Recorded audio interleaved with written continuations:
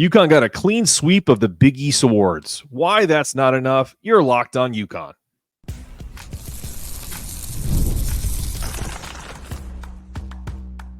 You are Locked On UConn, your daily podcast on the UConn Huskies, part of the Locked On Podcast Network, your team every day.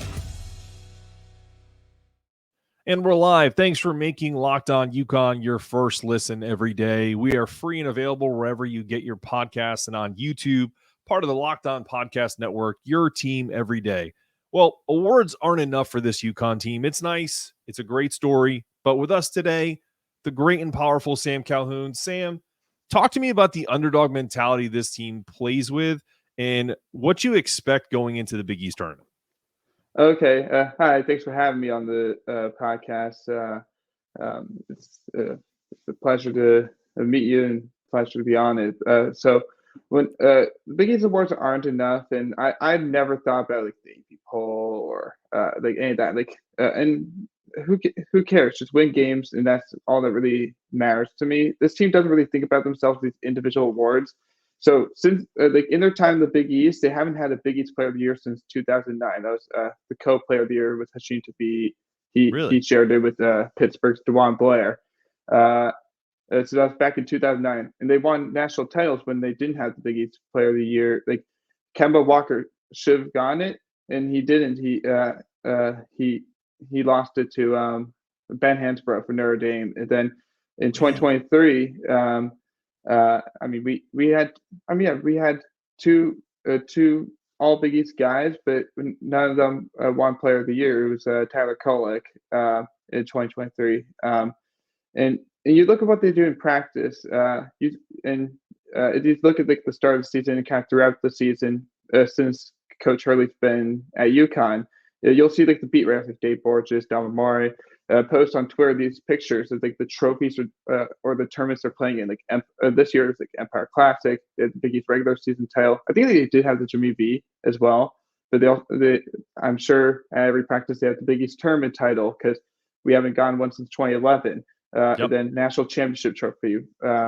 And they'll always find a way to put a chip on their shoulder, and they're not satisfied. Like look at last year. Alex Caravan had an incredible freshman year and didn't receive the Big East Freshman of the Year. It went to a guy who's doing pretty well in the NBA, Cam Whitmore from Villanova.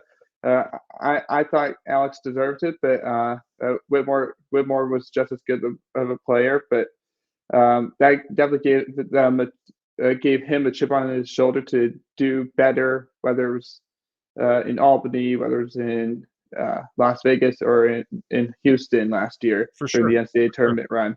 And then this year, let me cut you off for 1 second. Let me ask you, because you mentioned Alex Caravan. I put a short out the other day about the disrespect that Alex Caravan gets kind of as a whole. Do you think if he had a different personality, he seems pretty introverted. He's a vocal player on the court. You know, if you ever watch the games, he's obviously calling out defensive sets, putting people where they need to be from a leadership perspective. Do you feel like not only does it fuel him, I know the team feeds off of this underdog mentality, even though they were number one most of the year. But what do you think about that? Do you think he's more apt to play better because of the lack of recognition, or do you think that doesn't really bother him? I think it bothers him to a certain extent. I remember when it was his first year of eligibility, so it was last year when he was going through his freshman year. He was a redshirt freshman. He came in, he enrolled early and everything, and I think that did help him like get accustomed to what UConn basketball is. But I remember I went to, I think it was the second practice that year. It was in October. With my grandfather, and we had a conversation, me, him, and Coach Tom Moore. We were just raving about Alex Caravan, and a lot of people were like, a lot of people didn't really talk too much about him then. They know about him now, he's one of my favorite players on the team just because of the way he plays and how hard he plays, and plus he's got a pretty good 3-point shot too. So that I'd love to see. I am a huge fan of Alex Caravan. I feel like I'm sure my friend Mike, who we grew up in Meriden, Connecticut together, he's a UConn alum, 2003, I believe.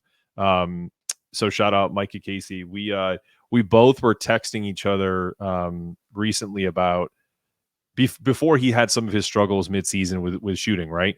And we were both like, who's the most valuable player of this team? You know, I did a show the other day about how Donovan is likely the most impactful player in college basketball.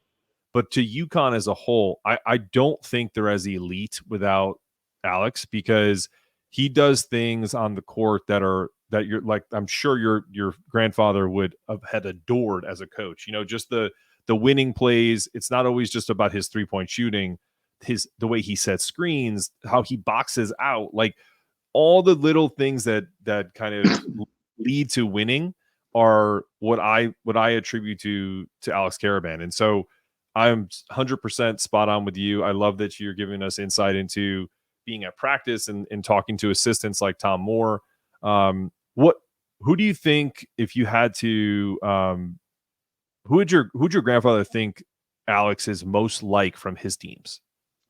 Well, it's funny you should ask that. I would talk. So when I would be covering games for UCTV Sports, like during the press conferences, I talked to I don't know if you know Phil Chartis. He was the former SID here, just retired after the championship last year. But him and I were talking. My dad thinks he really is like Daron Sheffer, whose birthday was yesterday, actually.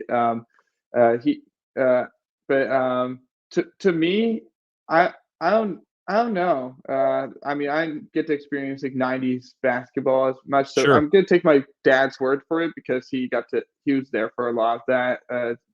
I mean, obviously remotely because he works. He's a business executive. But I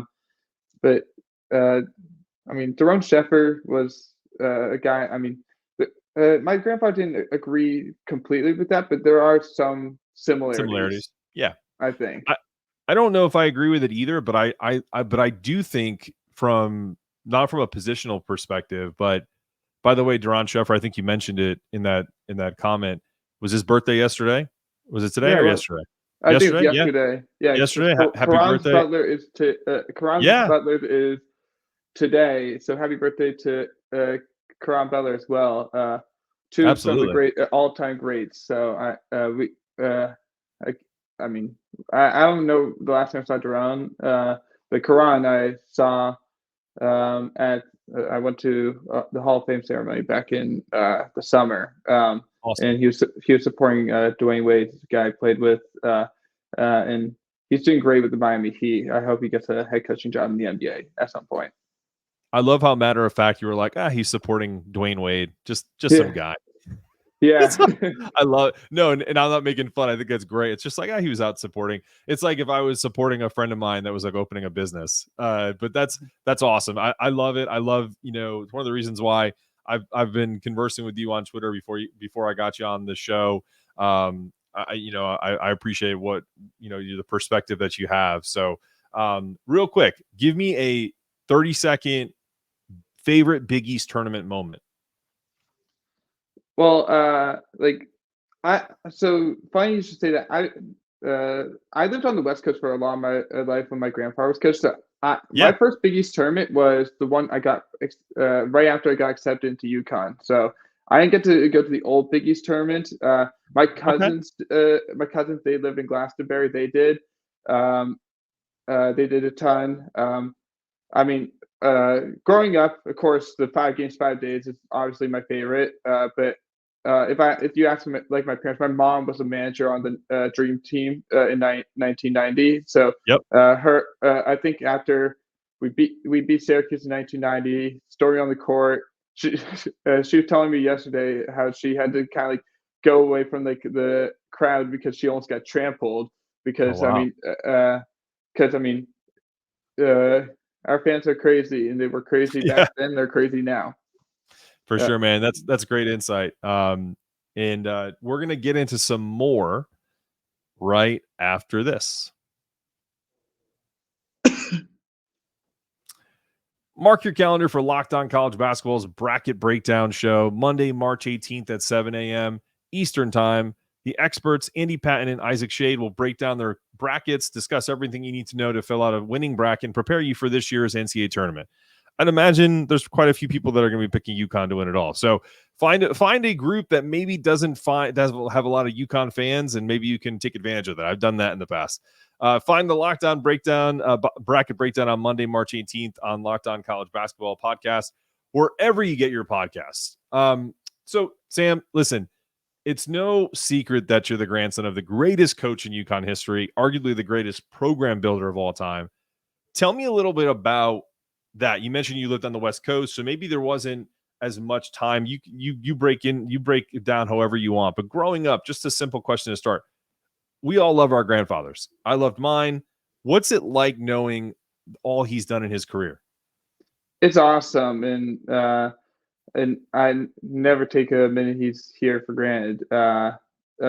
He's one of my best friends. I talk to him every day. Wow. I even helped him. I've helped it. So he's working the Big East tournament with John Fana, Big East shoot around. I helped set that up when he like 3 years ago, and this is his third year doing it, I believe. So I've done notes for him, pages and pages of notes for him every year.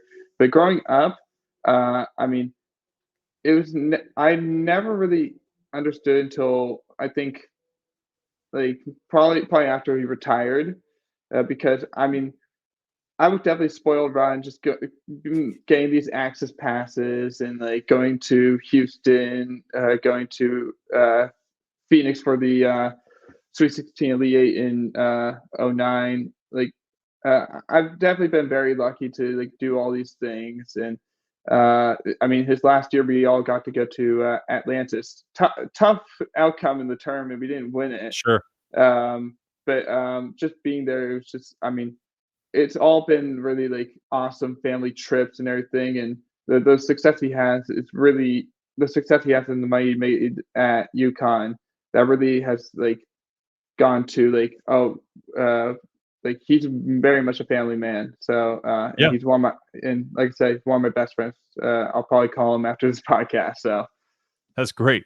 Well, you can tell him that myself and my entire family have enjoyed him for his entire career. My dad has been brought me into this fold in 1987. So right a year after he started. And you mentioned the dream season, the dream team. I started this podcast in a lot of the reason why, because I listened to Matt Edwards' Dream Season pod. Yeah. So got some great guy, really by the way. Great guy, got some great inspiration. So we're all forever indebted to your grandfather to kind of having built this so that we can do things like this, having a new podcast on the Lockdown Podcast Network, and really just kind of get a chance to talk hoops with great people like yourself. So real quick, you're a journalism major. It's your sophomore year. Yep. You've seen your grandfather's press conferences. I'm sure you have. Okay. I mean, I don't remember being in person too much, and like I would just kind of just with my like very short attention span. Sure. I think because everyone had that when they were a little kid. I listened to them, but like I've seen the not dying back one. I've seen the that one. Like I messed up one. I'll be clean about that. Yeah, I got you. And so my question to you, though, Sam, is my question to you on this is, because you're a journalism major, if you could go back in time and be a beat reporter for one of these, you can pick a championship run, doesn't matter to me. What's the one question you'd like to ask? I mean, I already the first thing that comes to mind, but I already know this, is like what he took what coaches did he take like his inspirations and like what he wanted like to model his coaching style around. But I'm pretty sure it was his high school coach, because that was like a very much of a father figure for him growing up, because his dad passed away when he was I think like not many years younger than me. I'm 20 now, so I would probably ask that. I'd probably talk about maybe like what his like relationships, and I always think, and I think back to when he was the coach at University of St. Joseph's in West Hartford. Go Blue Yeah. Jays, by the way. Um, uh, he it was always like the family on three, 1, 2, 3 family thing. And I remember, I think in 2011, it was like family on three, brothers on six. Like those were like the close out the house thing. And I would talk about like, I would ask him about like what makes this team like a family to him. And it could be any year because when I think about like the alums of UConn basketball, we're all part of like the same family. When I saw Rip Hamilton at College Game Day, and I see Kevin Freeman a ton on campus because he works on campus, and I'm in the class with his daughter. So it's all like a family. So I would probably ask questions about like what does like how do your teams like kind of make it like a family to you? It's a great question, and I'm sure he'd have a really thoughtful answer to that. What is one question you'd stay away from? Probably anything about being the highest paid state employee in Connecticut.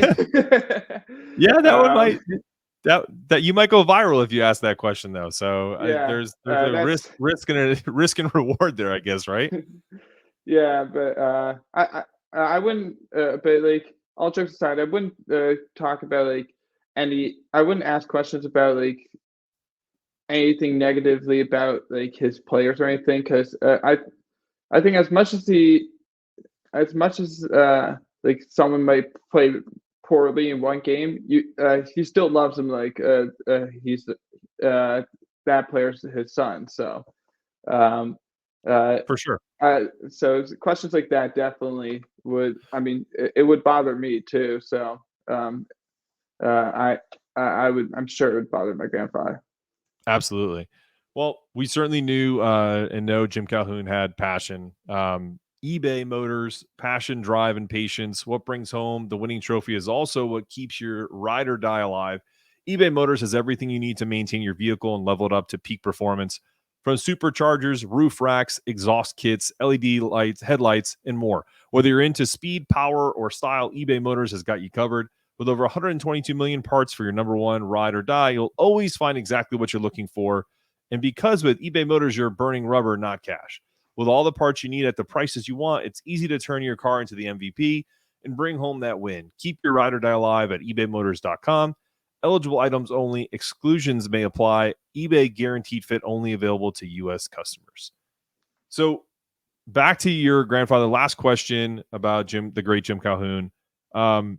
What's the best, short story you can tell from just a grandfather grandson story? It could be basketball related. It doesn't have to be. Like what's something you can share that to humanize him? He's such an iconic figure in Connecticut as a whole. What's something that you can share that from a personal story? Well, I mean, there's a million, man. Sure. I mean, I've been around him my entire life, obviously, but uh, I, the story I love telling is back actually during his University of St. Joseph's days. So, I think it was his second year coaching there, and he had, in the year before, he had being a stage 4 stomach cancer, and he's and because of that he's the toughest guy that I know. It's being cancer like 5 times now, I think, um, and so like because he had half his stomach surgically removed because that's how big the cancer was. All that adrenaline that he gets during coaching can like upset his stomach a little bit. So like Sure. he would be in the he would be in the bathroom and like giving like, and I would pass him like the scores and everything, and I was basically on that duty and everything. But so that's one. But another, and this is my favorite.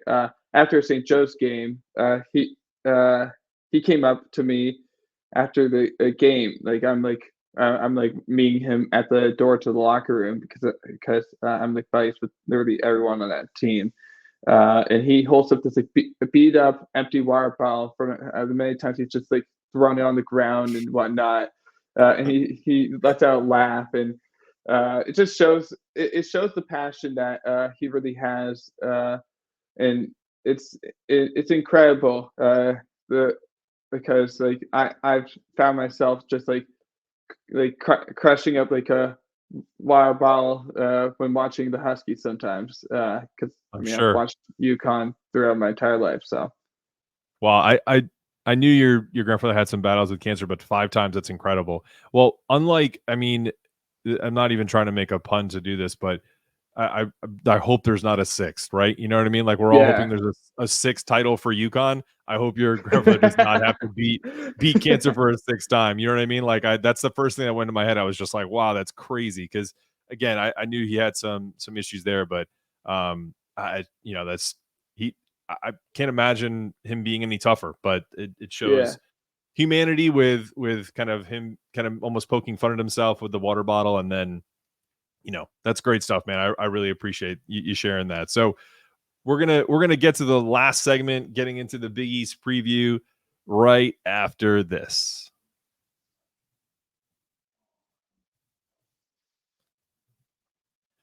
Okay, say goodbye to busted brackets because FanDuel lets you bet on every game of the tourney. Whether you're betting on a big upset or a 1 seed, it's time to go dancing on America's #1 sportsbook. Right now, new customers get $200 in bonus bets if your first $5 bet wins.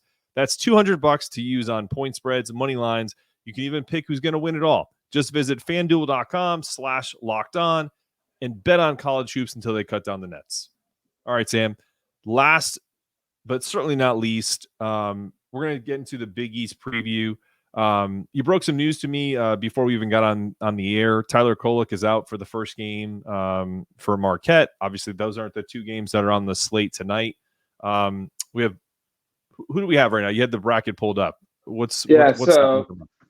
So in the first round, so at 4 we have the 8-9 game. This is the winner takes on UConn. That's Butler and Xavier. At 6:30 it'll be Providence and Georgetown, and at 9 it'll be Villanova and DePaul. That's the slate. Okay, let's take the one that affects UConn first, right? So Xavier Butler. Who do you like in that game? First off,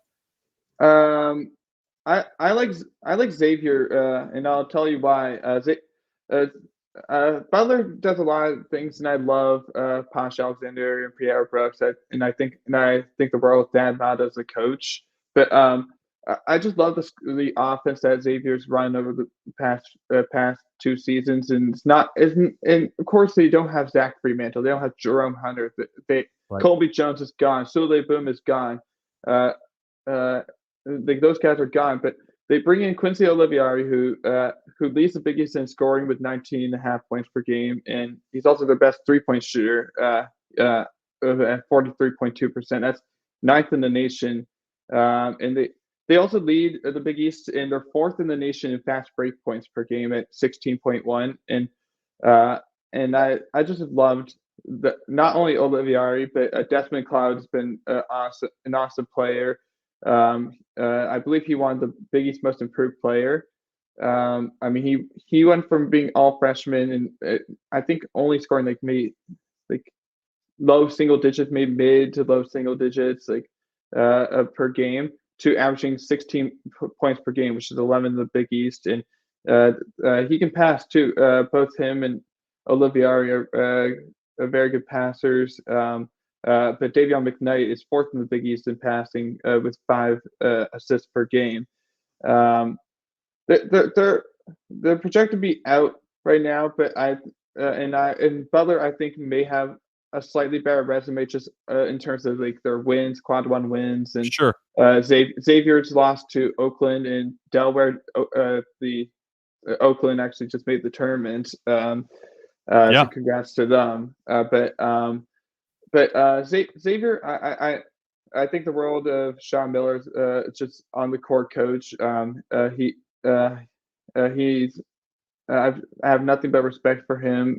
He got us down to the wire in 2011 against Arizona, so that's something that I think is do key. you And think I'm excited for this game. Oh, thanks, Sam. No, I think I was just gonna say I thought you were finishing your thought. The only reason why I liked Xavier in this over Butler over Xavier, the only reason why I disagree to a certain extent is Sean Miller. I don't know if Sean Miller is going to stay at Xavier. I don't know anything. I don't know if I'm not an insider. I don't know for sure, but that Ohio State job is open, and he certainly wouldn't have a tough time kind of building up that program from what it is. And we know that Thad Matta's not going. So I just sometimes with coaches, because if there's one thing I do know is I used to cover mid-major basketball, and a lot of these coaches are looking to make that next step, right? And I know Sean Miller is happy at Xavier, but is that his final stop? I don't know. I think I like Thad Matta and Butler because I don't think Thad's going anywhere. I think he's got his team kind of locked in for this. That's a toss-up, man. It's a classic 8-9 game. Could flip a coin and see what happens. I think either way, UConn is going to take care of business tomorrow at noon. Rapid fire. We're gonna, because there's one more question I wanted to ask once we get through this. Just I'm gonna give you the games and you give me the winner. No analysis needed. I just want who if people are betting on games. I don't know if you want to go with Sam's picks, but we'll see. Let's see what we can do. Providence and Georgetown. Who wins? I got Providence. Okay. Villanova DePaul. Easy. Villanova. Yep. So you have Xavier Xavier over Butler, right? Yes. You have Providence and you have Villanova. Okay. So let's go into I won't give you the easy one first. Let's go let's reverse it. Marquette Villanova without Tyler Kolek. Cam Jones has been really good, so I'll say Marquette. Love it. That's a tough one though. I think Villanova is going to keep that one close, but I agree there. Let's go. We would have Creighton Providence. That's an interesting game. What are your thoughts there?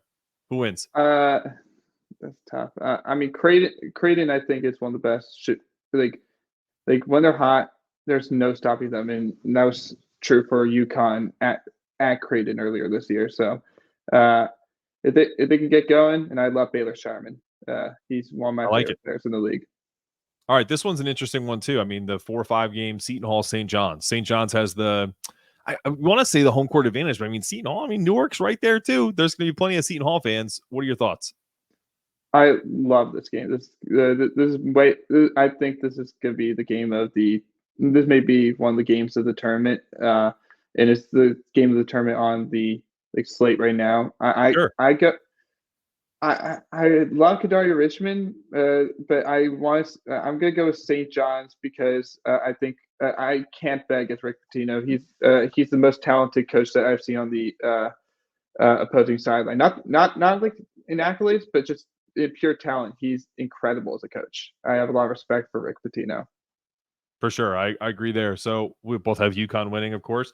So if we're going semifinals, you're gonna have UConn, St. John's, Creighton, Marquette. Give me the Creighton Marquette. Who wins there? I got Creighton. I think it's. I mean, they've been to the title game like the last 4 years. I think it's crazy to think about, but they've. Oh, actually, not last year. I think it's like for the last 5 years or something like that. Mm-hmm. They're due to get back there again after missing it last year. I got Baylor Sharman, and Creighton. Okay. Do you think UConn has any trouble with St. John's, or you got them in the final as well? I think St. John's will definitely bring a little bit more than they did against them at MSG earlier this season. Mm-hmm. I think if UConn plays like their B game, I think it's gonna be a lot like the game we saw in Hartford back in December. But I think UConn does handle them, wins by about 15. Who knows? Yeah, no, I'm with you there. All right, it's the big one. So we got UConn Creighton. Neutral site. I'm gonna ask you first, and then I'll tell you what I think. Oh, okay. What do you got? Yeah, no, you're good. Go ahead. Neutral site, but we know it's Store South, so I'm not sure if it's gonna be a neutral site in quotations, I guess, right? Yeah, no. I think UConn will win the Big East championship. I think they just hit on all cylinders, and I think after I think there's just such. I mean, Creighton, I think, is by far the second best team in the conference. I thought about that pretty much all year, even with Marquette being like top five. I just think that the guys on the bench for Creighton are slightly better. By Sure. Marquette, I wish they had Sean Jones coming off the bench. That kid was one of my favorite players to watch because he plays so hard. Yep. But UConn, just I mean, kind of a home court advantage, but also because they're just, I think they want to chip on their. This is like this is like a weight on their shoulder because I mean they've been to the semifinals the last 3 years, I believe, and they've lost in. It's the last two, I think it's the last 2 years, excuse me, that they've been to the semifinals, and they've lost in just such tough ways. 3 years actually, we lost to Creighton 3 years ago, Yep. and I think after getting having that winning streak pummeled by Creighton in Omaha, I think they want a little bit of revenge, and I mean I could see Creighton winning for sure, but I got UConn. Yeah, I'm with you, man. I said this on a show probably last week. UConn's A game is better than anyone's in the country, and I think they figured out they figured some things out with the Creighton loss. What I mean by that is Donovan Clingan is the most impactful player in college basketball. If he stays out of foul trouble, the way that they can play defense against Creighton is staying at home. They don't have to chase. They don't have to leave shooters. They can allow Kalkbrenner to work against Clingan. And if he has a great game, that's great because 2 points is not as great as 3, as we all know. So I think that is UConn's key to really any of this. Like whenever they play a team like Creighton, that the whole essence is predicated on kickouts and 3-point shooting and drive and kick out. So I have UConn winning it, and I'm just really looking forward to an incredible Big East tournament. So, Sam, I'm going to close this show out. I really appreciate you having on. Before we go, Locked On has launched the first ever national sports 24/7 streaming channel on YouTube. It's now also available on Amazon Fire TV in the free Fire TV channels app. Locked On Sports Today is here for you 24/7, covering the top sports stories of the day with the local experts of Locked On, plus our national shows covering every league. Find Locked On Sports Today now available on the free Fire TV channels app. So this has been another episode of Locked On UConn. For myself and my wonderful guest, Sam Calhoun, as always, peace, love, and go Huskies.